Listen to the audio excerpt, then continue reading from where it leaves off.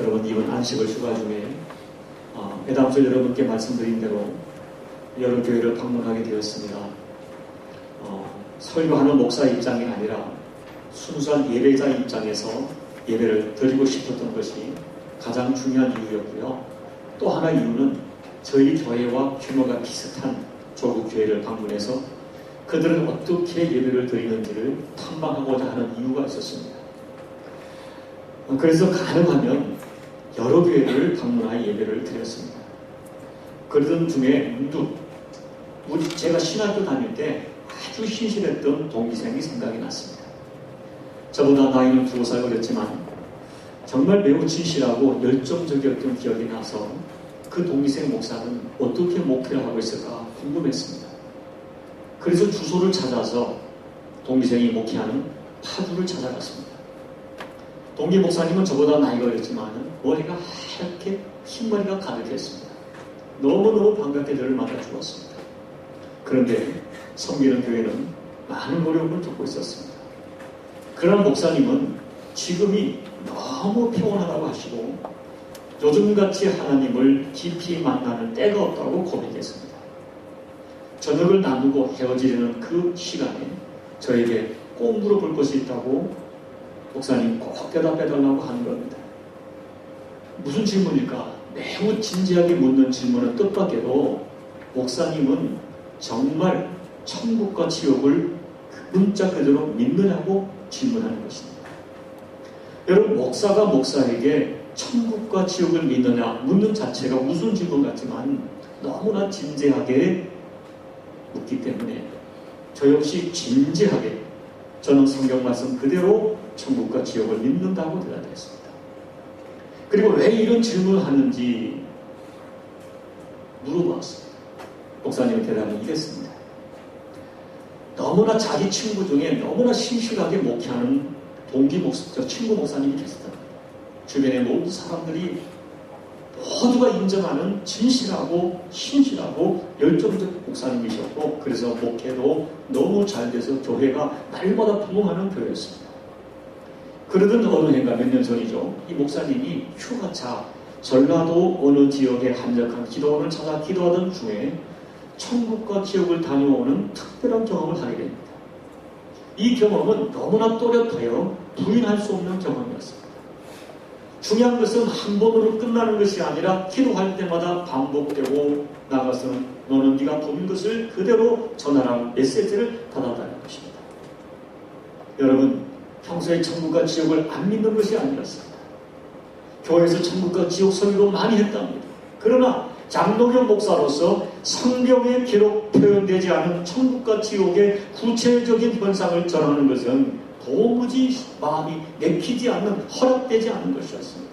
그러나 반복 강력하게 계속되는 감동 때문에 결국 목사님은 자신이 본 천국과 지옥을 교회에서 전하기 시작했습니다. 먼저는 자기가 전하던 목회하던 교회에서 전하기 시작했던 메시지가 소문이 나서 여기저기 교회들에 전하기 시작했답니다. 충격적인 메시지에 교인들이 회개를 하고 자기들의 삶을 바꾸는 역사가 일어났습니다. 그러나 긍정적 반응만 일어난 것이 아니었습니다.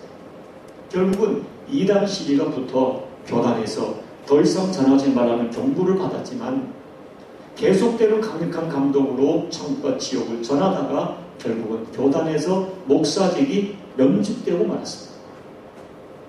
사랑하는 친구이기 때문에, 너무나 신실한 친구 목사이기 때문에 도대체 그 내용이 뭔가 너무나 궁금해서 들어보았다. 비성경적이면 나라도 그 친구를 붙들고 말리려고 들어보았다. 그런데 결론은 자기도 그 친구 목사를 적극 지지하는 목사가 되었다고 저에게 말하는 것입니다. 사랑하는 여러분, 오늘 제가 조국을 다녀와서 첫 설교로 천국과 지옥 설교를 하려는 것이 아닙니다. 사실 그 목사님이 전해준 천국과 지옥 책을 그날 밤 그냥 통독 다 읽어보았어요. 그럼 제가 내린 결론은 이것입니다. 제가 경험하지 않은 영적 세계를 함부로 판단하지 않겠다는 거죠. 그러나 여러분, 저는 이미 여러분께 말씀을 드렸습니다. 저는 100% 천국과 지옥을 믿습니다. 천국과 지옥을 믿는 신앙은 유치한 신앙이 아닙니다. 아니, 천국은 우리 신앙의 목표라 해도 과언이 아닙니다. 그러나 저는 성경이 말하지 않는 천국과 지옥 경험은 함부로 수용하지 않는 목사입니다. 저는 성경이 말씀하는 것만을 말하고 성경이 신비로 남겨둔 부분에 대해서는 그 자리에서 멈추는 것이 성경적이라고 믿는 목사입니다. 그런데 여러분, 제가 왜 오늘 천국과 지옥 설교를 서론으로 하는가? 8주분이겠습니까? 그 전부터 제가 조국교회와 특별히 이번 8주 동안 많은 사람과 많은 교회를 다니면서 제 가슴에 강력하게 다가오는 한 가지 뚜렷한 메시지가 있었습니다. 그것이 뭘까요? 과연 우리들이 천국을 믿는 사람들일까 하는 것입니다. 언론에서 떠도는 조국 교회의 세속화가 많이 과장된 것은 사실이지만 분명히 조국 교회와 성도들이 지금 세속화된 모습을 보면서 그런 메시지가 떠오르는 거예요. 우리가 예수를 믿는다면, 천국을 믿는다면 이렇게 살 수 있을까? 이 모습이 정말 천국을 믿는 사람들의 모습일까? 묻고 싶은 질문일 것입니다. 제가 지난주에 이제 전에 섬기는 교회 장로님, 권사님, 안수 집사님 몇 분을 모시고 함께 저는 식사하는 자리가 있었습니다. 모두가 조국교회를 아파하고 안타까워하는 이야기를 하고 있었습니다. 그때 제가 이렇게 말했습니다. 장로님, 권사님, 집사님, 정말 우리는 무엇을 믿고 있을까요? 우리가 무엇을 기대하며 예수를 믿는 것일까요? 주님은 주님과 세상을 겸하여 섬길 수 없다고 했는데 지금 우리 대한민국의 교회와 성도들은 정말 주님을 사랑하는 것일까요? 정말 천국을 기대하기는 하는 것일까요? 천국을 믿는다면 우리 교회가 우리들이 어떻게 이룰 수 있을까요? 하는 의문을 그 자리에서 나눈 것입니다. 여러분, 한 가지 더 이해하고 들으십시오. 어제 비행기, 제가 어젯밤에 비행기에서 왔죠. 어젯밤에 귀국했습니다. 비행기 안에서 영화 한 편을 항상 보는 편입니다. 영화 한 편을 보는데 실화를 영상으로 만든 영화 한 편 보았습니다. Heaven is for Real이라는 제목의 영화죠. 이건 역시 천국을 다녀온 어떤 4살짜리 아이의 이야기를 실화로 만든 것입니다. 주인공은 작은 도시에서 목회하는 목사님이십니다. 교우들은 그 목사님의 설교를 너무 좋아해서 매주 교회 본당이 가득가득 채워지는 그런 교회였습니다.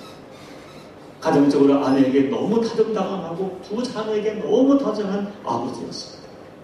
한편으로는 그 지역 사회에서 무보수로 소방대원으로 늘 봉사하는, 그래서 지역에서도 매우 존경받는 목사였습니다.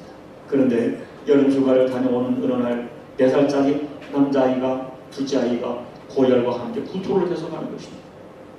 4일을 그렇게 간호하다가 악화되는 상황에서 급히 병원을 찾았습니다. 아이는 동방염이었습니다. 이미 4일 전에 맹장이 터져서 지금은 온통 내장이 쏟고 있었습니다. 의사는 상태가 매우 위급하고 살아날 가능성이 희박하지만 수술해야 된다고 수술을 했습니다. 이 목사님은 혼자 어느 조그만 방에 가서 하나님, 이럴 수 없습니다. 나에게는 어떤 고난도 가능하지만 내 자식에게 이러시면 안 됩니다 하고 의자를 밀치고 절규하며 기도합니다. 사모는 교인들에게 전화를 하고 여기저기 우리 아이를 위해 기도해달라고 기도를 요청하는 전화를 합니다. 그 교회와 온 교회와 지역사회가 함께 기도하기 시작합니다. 아이는 기적적으로 살아났어요. 그런데 살아난 4살짜리 아이가 지나가는 일을 아빠에게 자연스럽게 천국을 다녀왔다고 하는 것입니다. 천사를 만났고 예수님도 만났다고 하는 것입니다. 그리고 자기를 수술한 장면을 보았고 아빠가 의자를 밀치며 기도하는 것도 보았고 엄마가 여기저기 전화하는 모습을 보았다고 하는 것입니다. 문제는 목사인 아빠도 사모인 엄마도 이 아이의 이야기를 믿을 수도 아니 믿지 않는 것입니다. 심리학자를 찾고 상담학자를 찾아 심리학적으로 상담적으로 이 일을 해석하려고 하는 것입니다. 심지어 교인들은 아이의 이야기가 지역신문에 실려서 기사화되는 것을 달가워하지 않고 목사가 강단에서 천국 이야기를 언급하는 것을 싫어하는 것입니다. 급기야 교회, 이사회, 우리로 말하면 당회에서 그렇게 천국에 대한 단순한 설교를 계속하려면 교회를 사임해달라고 요청하게 됩니다. 그런데 이 4살짜리 아이가 한 번도 만나본 적이 없는 외할아버지 애칭을 이야기하고 그 할아버지를 사진으로 정확하게 집어내고 이 목사와 사모만 알고 있던 첫 번째 아이를 태중에서 사살을 했는데 그 사살한 아이를 천국에서 만났다고 이야기하는 아들 앞에 무릎을 꿇고 납니다. 그때 깨닫습니다. 목사인 나부터 천국을 믿지 않고 그날을 준비 또 기도도 하지 않고 있구나. 우리 성도들 교회를 다니고 있지만 천국을 믿지 않을 뿐 아니라 천국에 대하여 크게 기대를 하지 않고 준비하지 않고 있다는 것을 알게 됩니다. 그리고 이 아이의 간증을 통하여 교회가 서서히 자신도 서서히 변하기 시작합니다. 자신들의 믿음이 얼마나 허구적이고 얼마나 이론적인가 비로소 발견하게 됩니다. 영화를 보는데 그 영화의 제목이 저에게 도전으로 다가왔습니다. Heaven is for real. 천국은 진짜를 위해서만 존재하는 것입니다. 사랑하는 성도 여러분, 진정한 믿음은 무엇일까요? 나는 무엇을 믿을까요? 나는 무엇을 소망할까요? 내가 예수를 믿는 이유는 무엇일까요? 이런 질문을 가지고 깊이 고민하고 깊은 생각을 하는 것이 우리 크리스찬들에게 필요하다는 생각을 저는 이번에 깊게 해보았습니다. 여러분, 교회 안에 불행한 사람이 있다면 내가 왜 예수를 믿는가? 예수를 믿는 사람은 어떻게 살아야 할지에 대한 진지한 고민이 없이 습관적으로 종교적 삶을 반복하는 사람들, 특별히 오늘날처럼 문화가 발전하고 지식이 급증하고 가치체계가 무섭게 변하는 현실 속에 진정한 크리스찬은 생각이 깊어야 합니다. 이 혼잡한 문화와 가치관과 인간관계 속에서 나는 예수 믿는 나는 하나님의 자녀된 나는 어떻게 살아야 되는가? 이런 질문이 우리에게 필요한 것입니다. 오늘 골로새서가 기록된 AD 1세기 골로새 교회는 에바브라가 설립했어요. 이 교회에 이런 문제가 들어온 것입니다. 이 여러분, 예수를 믿는 사람들이 이제 뭐 이방인도 있고 유대인도 있죠. 여기 교회에 헬라 지식이 들어오고 전에 믿던 유대인의 전통이 계속 살아있고 천사를 숭배하는 신비주의가 들어오고 또 어떤 사람들은 세상의 모든 것은 악하니 금욕하다는 금욕주의가 범벅이 되어 교회를 혼란스럽게 했습니다. 가장 어려운 것은 여전히 과거에 그들이 예수를 믿기 전에 가지고 있던 육체 문화가 그들에게 정리되지 않고 있는 거예요. 이런 혼잡한 교회 문제들에 대하여 사도 바울은 너무나 명쾌한 대답을 줍니다. 너희는 더 이상 옛사람이 아니라는 것입니다. 너희는 예수 그리스도 안에서 구원받고 예수 그리스도로 말미암아 새롭게 된 새 피조물이라는 것입니다. 너희는 땅을 보며 살 땅의 사람이 아니라는 것입니다. 너희는 하늘의 사람이라는 것입니다. 지금 비록 우리가 이 땅에 발을 딛고 있지만 너희의 신분은 하늘나라 사람이라는 것입니다. 여러분, 성경의 주제가 뭡니까? 하나님 나라. 우리의 믿음의 주제가 뭡니까? 하나님 나라인 것입니다. 그러므로 너는 하나님의 백성이요 땅의 사람이 아니니 예수님 바라보고 예수님 소망하고 살라는 것입니다. 너는 땅의 사람이 아니기 때문에 땅을 보지 말고 하늘을 보고 위의 것을 찾고 살라고 부탁하고 있는 것입니다. 여러분, 저 자신을 비롯하여 오늘 여러분을 향하여 사도 바울의 심정으로 예수님의 심정으로 오늘 설교를 하고 싶었던 것입니다. 성도들이여, 당신이 정말 하나님의 사람이라면 하늘을 바라보고 살아야 됩니다. 땅의 것에 매이지 말고 위의 것을 찾으며 살아야 된다고 부탁드리고 싶은 것입니다. 골로새 교회와 비교할 수 없는 악한 문화가, 오염된 가치관이 여전히 우리에게 정리되지 않은 육체 문화가 여전히 성도들에게 살아있어 너무나 많은 성도들이 혼잡된 가치 속에 비틀거리며 예수를 믿고 있습니다. 이 사람이 예수 믿는 사람인지 세상 사람인지 구분이 안 될 삶을 살아가는 그들에게 오늘 본문을 통하여 당신은 정말 위를 보며 사시냐고 도전하고 싶은 것입니다. 그러면 여러분, 왜 우리가 위를 보며 살아야 됩니까? 첫째, 우리는 예수 그리스도로 말미암아 새롭게 태어난 새 피조물이기 때문입니다. 1절, 그러므로 너희가 그리스도와 함께 다시 살리심을 받았으면 위의 것을 찾아라. 그죠? 여러분, 한마디로 그리스도인이란 누굽니까? 우리 정체성이 뭐예요? 우리의 옛사람은 예수님과 함께 십자가에 못 박혀 죽은 사람입니다. 그리고 예수님의 부활과 함께 새롭게 태어난 새 사람입니다. 그러므로 우리가 옛사람일 때는 자연적으로 땅의 것을, 육체의 것을 찾았지만 이제는 새 사람이 되었으니 더 이상 땅의 것을 찾으며 살 수 없다는 것입니다. 오히려 땅의 것 대신에 위의 것, 하늘의 것을 찾아야 하는 것이 그리스도인의 정체성이라는 것입니다. 여러분, 저는 어려서 우리 고향에서 누에 키우는 것을 보니 누에는 뽕잎을 먹죠. 얼마나 먹성이 좋은지 뽕잎을 닫아주면 금방 달라붙어 싹싹싹 뽕잎을 순식간에 먹었죠. 그런데 이 누에가 고치가 되고 그 다음에 나방이 되면, 여러분, 분명한 것은 나방이 되는 순간부터 뽕잎을 먹지 못합니다. 이 나방은 꿀을 찾고 꿀을 빨아먹습니다. 누에 시절에 먹던 뽕잎을 더 이상 먹을 수 없는 것입니다. 여러분이 그리스도인이란 누에가 나방이 된 것 같은 본질적인 변화를 체험한 사람들이죠. 고린도후서 5장 17절, 그런즉 누구든지 그리스도 안에 있으면 새로운 피조물이라 이전 것은 지나갔으니 보라 새 것이 되었도다. 여러분, 우리가 예수를 믿는다는 것은 예수에 대한 지식을 가지고 있는 것은 아닙니다. 예수가 어떤 분인가 입으로 진술하는 진술을 말하는 것이 아닙니다. 내가 교회의 어떤 종교의식과 전통 속에 마음의 평화를 얻는 그것이 아닙니다. 예수를 믿는다는 것은 존재 변화를 말하는 거죠.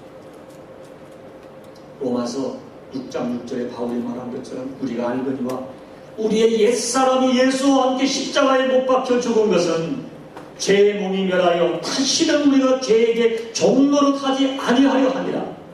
예수와 함께 십자가에 죽었어요. 여러분, 성경은 우리를 가르쳐 예수와 함께 죽은 자다라고 말합니다. 너희 옛사람은 십자가에 죽은 자다. 우리가 예수를 믿는다는 것은 주님께서 십자가에 못 박혀 죽으실 때 나의 옛사람이 죽었다고 믿는 것입니다. 나의 옛사람은 죽었다.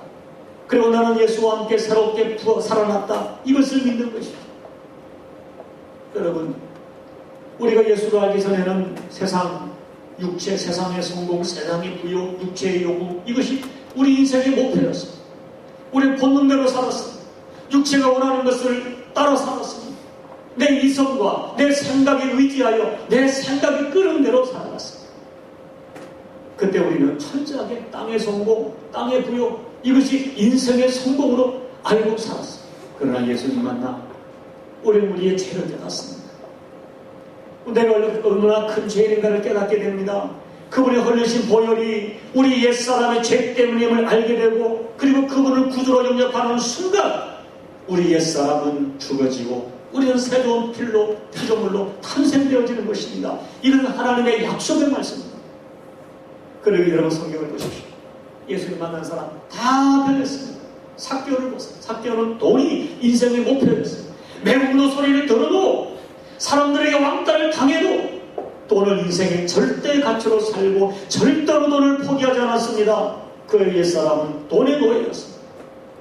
그런 예수를 만나 변합니다. 그의 새 사람은 돈에서 자유한 사람이 됩니다. 그의 새 사람은 더 이상 돈에 매여 살지 않습니다. 그는 이제 돈을 모으는 것이 인생의 목표가 아니라 돈으로 사람을 살리고 돈을 허로 베푸는 사람이 되는 것입니다. 여러분, 그리스도인이란, 그리스도의 사람이란 그리스도와 함께하는 사람입니다. 여전히 우리에게 달라붙어있는 옛사람의 본능과 욕구를 죽이고, 주님의 뜻이 무엇인가? 그리스도가 내 안에 나타나고 주님의 뜻이 내 삶 속에 실천되어지는 그 사람이 그리스도입니다. 한마디로 예수님 때문에 변하고 예수님 때문에 달라지는 것이 그리스도의 삶입니다. 세상에 매이는 것이 아니라 예수께 매이고 땅에 매이는 것이 아니라 하늘에 매여 살아가는 사람이 그리스도입니다. 하늘의 소망을 알고 하늘을 바라보고 위의 것을 사모하는 그 사람이 그리스도입니다. 신분이 다르고 인생의 뿌리가 다르고 인생의 결론이 다른 사람. 두 번째, 왜 우리가 위의 것을 봐야 되느냐? 그곳에만 생명이 있기 때문입니다. 3절에 보면 이는 너희가 죽고 너희 생명이 그리스도와 함께 하나님 안에 감추어졌습니다. 여러분, 성도는 이 세상 것은 영원하지 못하고 이 땅의 것은 진정한 생명이 없음을 아는 사람입니다. 그리고 진짜 그리스도인은 그 삶의 목적과 뿌리를 잠시 왔다가 가는 이 사람이 두지를 않습니다. 요한복음 4장에서 예수께서 말씀하기를 남편을 5번이나 바꾼 여인에게, 땅에 매여 살던 여인에게 말합니다. 여인아, 세상의 물을 마시는 자마다 다시 목마르지만 내가 주는 물을 마시는 자는 영원히 목마르지 아니하리니 내가 주는 물은 그 속에서 영생하도록 솟아나는 샘물이 되리라. 우리가 먹는 이 물은 먹어도 잠시 목을 축여주지만 목이 마릅니다. 이 여인은 인생의 만족을 얻으려고 인생 목마른 갈증으로 남편을 5번 바꿨지만 그 목마름이 해결되지 못했습니다. 여인에게 말합니다. 여인아, 내가 주는 물만이 영생하도 보장하는 샘물이라고 말합니다. 여러분, 이 땅에 그 어떤 것도 영원하지 못합니다. 더군다나 세상 것은 우리에게 생명을 줄 수가 없습니다. 돈도 사람도 권력도 생명을 줄 수가 없습니다. 어떤 철학과 윤리도 사상도 우리 인생에 생명을 줄 수 없습니다. 먹어도 목이 마르고 가져도 다함이 없습니다. 더구나 생명을 줄 것은 불가능합니다. 오직 예수만이 나를 구원하는 능력이 있고 예수 안에 나의 환경을 지배하고 내 인생을 치료하는 능력이 있습니다. 예수 안에 영원한 생명의 약속이 있는 것입니다. 신앙생활이 무엇입니까? 예수 믿어 윤리적으로 사는 것이 아니에요. 예수 믿어 도덕적으로 고상해지는 것이 아닙니다.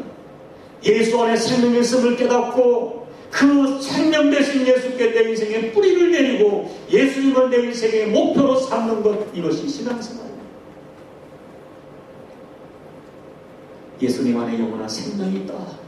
그 예수님 바라보며 살아가는 것이 신앙생활이죠. 왜 우리가 위를 보는가, 하늘을 보는가?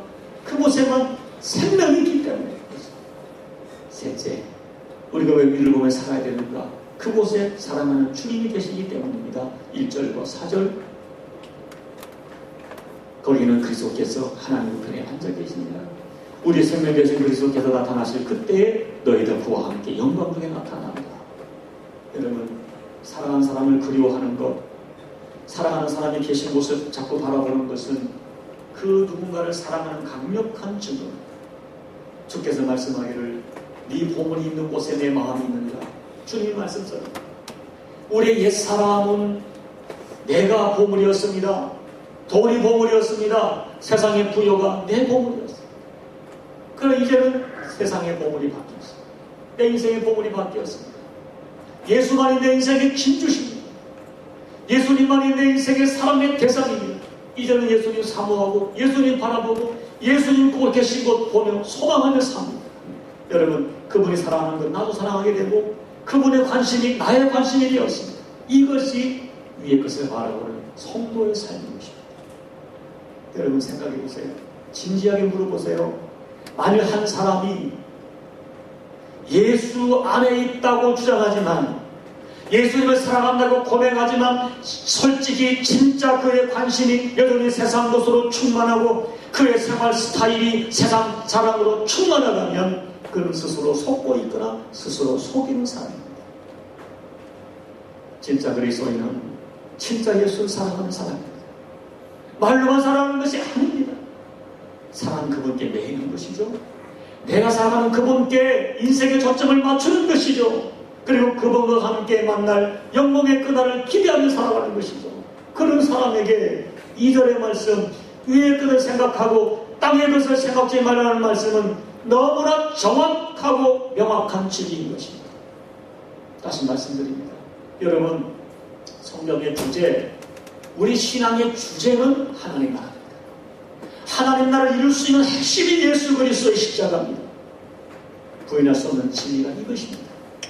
사람은 무엇을 생각하느냐가 그 사람의 진짜 모습입니다.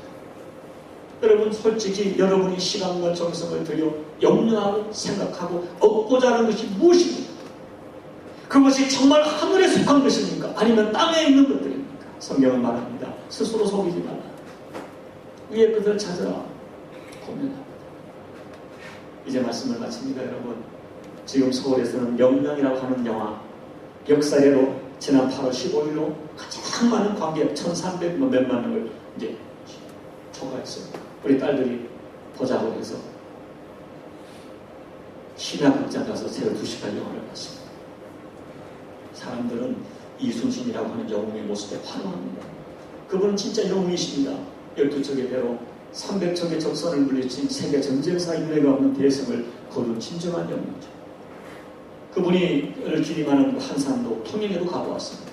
근데 여러분이 그분의 많은 것 중에 보면 그분이 이 일기를 기록했는데요. 여러분이 아마 그 난중일기라는 것을 아실 것입니다. 그 일기 중에 아마 여러분도 암송했어요. 저도 암송했어요. 이런 글이 있죠. 한산섬 낡은 밤에 수루에 홀로 앉아 큰 가녁대 차고 깊은 실험하는 차에 어디서 일성후가는 남의 애를 끝나니 하는 거죠.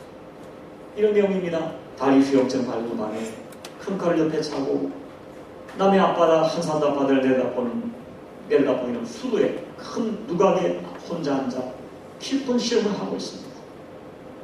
그때 그 적막한 어디선가 그 밤의 적막함을 뚫고 피리 소리가 들립니다. 이 소리에 장군은 창자가 끊어지는 것 같은 아픔을 받았다는 것입니다. 그런데 여러분, 무엇이 이수진 영웅의 창자가 끊어지는 것 같은 아픔을 주었을까요? 그 고통은 지금 작은 숫자의 배와 아픔대로 대군을 상대해야 하는 두려움이었을까요? 효자들이기 때문에 홀로 계신 어머니를 생각하는 아픔이었을까요?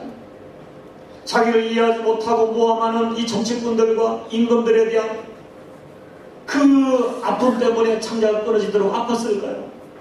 그런데 여러분, 그렇지 않습니다. 이 난주일기를 해석하는 학자들의 해석에 의하면 장군은 오히려 그런 복잡하고 부당한 정치 것 때문에 이런 것들을 잊을 수 있는 수단으로서 전쟁을 긍정적으로 받아들였습니다.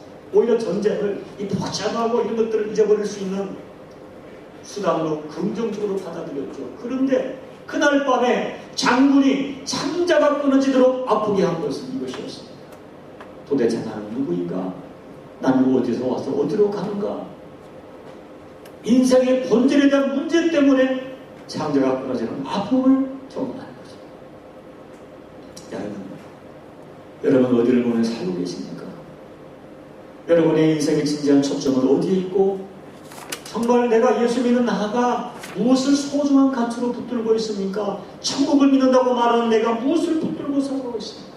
여러분 지금 세상은요, 교회도 마찬가지예요. 돈, 권력의 무상의 파렴치는 시대에 살고 있습니다.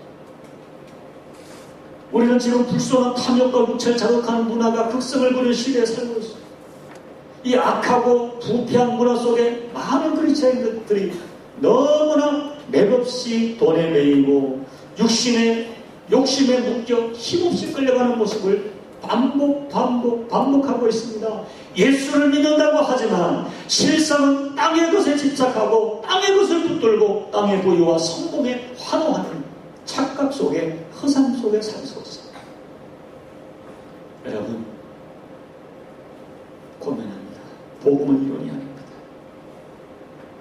예수님은 죽음을 정복하고 우리들에게 새 생명의 역사를 주셨습니다. 그래서 진정으로 복음을 누리는 사람은 죄로 말미암아 비틀려지고 더럽혀진 옛사람 요구대로 살지 못합니다. 우리를 창조하신 하나님의 새 형상, 피 흘리기까지 나를 구원하신 예수님 붙들고 나도 피 흘리며 살아가게 됩니다. 끈적끈적 끝까지 붙드는 땅의 집착을 끊어버리고 위의 것을 추구하며 살아가는 것이 새 피조물의 인생입니다. 여러분 스스로 속이는 인생이 되서는 안 됩니다. 끝으로 우리가 성경 세 구절을 우리 함께 우리 같이 이게 같이 읽으면서 말씀을 맺고자 합니다. 먼저 갈라디아서 읽어보실까요? 시작. 사인이 정말 오랜만에 와가지고 시작. 스스로 속이지 말라. 하나님으로 성적임을 받지 않으시나니 사람이 무엇으로 싶든지 그대로 거두리라.